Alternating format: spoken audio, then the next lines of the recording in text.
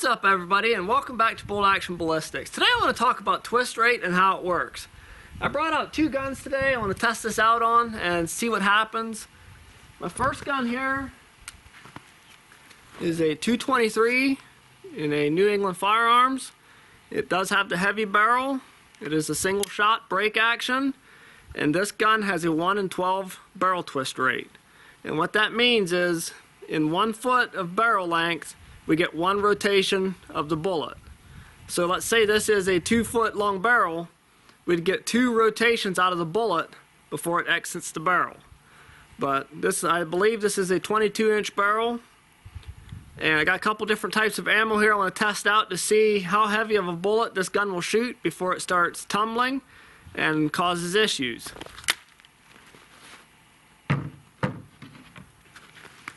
So for my second gun here, this is my 243 Rossi, also a single shot, and I believe this is a 22-inch barrel with a 1 in 10 twist rate.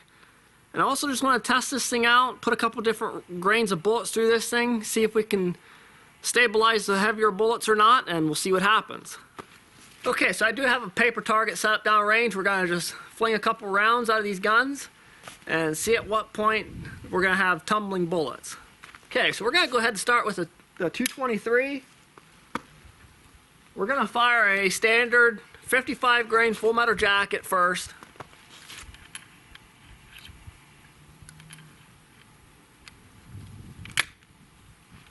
Okay, here we go.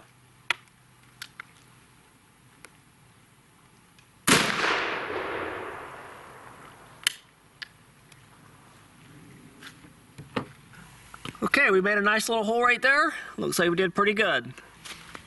Okay, next up is a 64 grain into 223.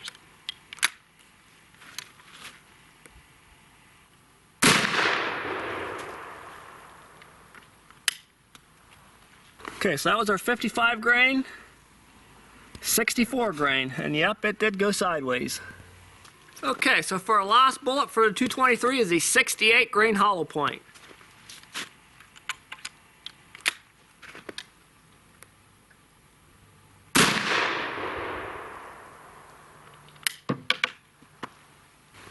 Okay, that was a 55, 64 grain.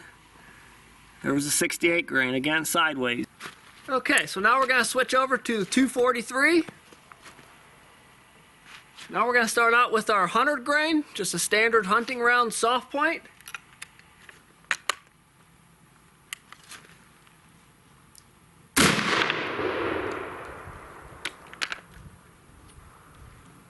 Okay, that was our 100 grain soft point. Seemed to do pretty good.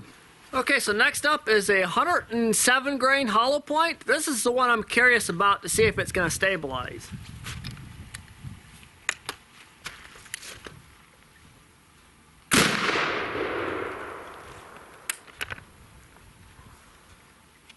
Okay, take a look at that. It does look like it's tearing into there a little bit sideways compared to our 100 grain. 7 grain difference, and it's going in sideways. Okay, so for our last one for the 243 is a 110 grain. 110 grain, I think that's about the heaviest you're going to find for a 243, but here we go.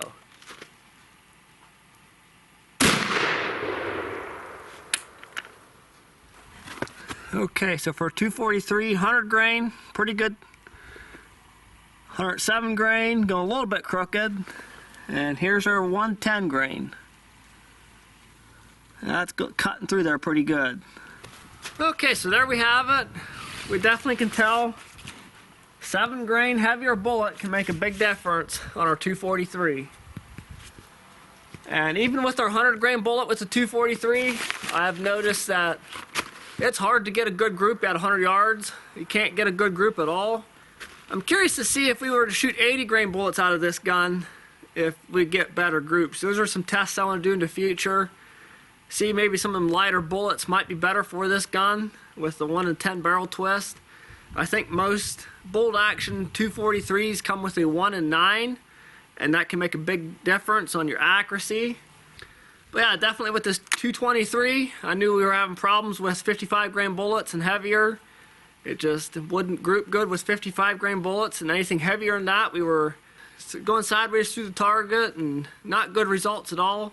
So I actually did upgrade. I got a nice bolt action rifle and a Savage Access, and I really do like that gun. It shoots really nice, really accurate. And so yeah, 33 grain bullets, 40 grain bullets through this gun seems to group pretty good. And even with this gun at 55 grain bullets, it's just not an accurate shooting gun with anything with a 55 grain or heavier. So yeah, just a quick test I wanted to test out. Thanks for watching. Don't forget to click that subscribe button, and we'll see you guys next time.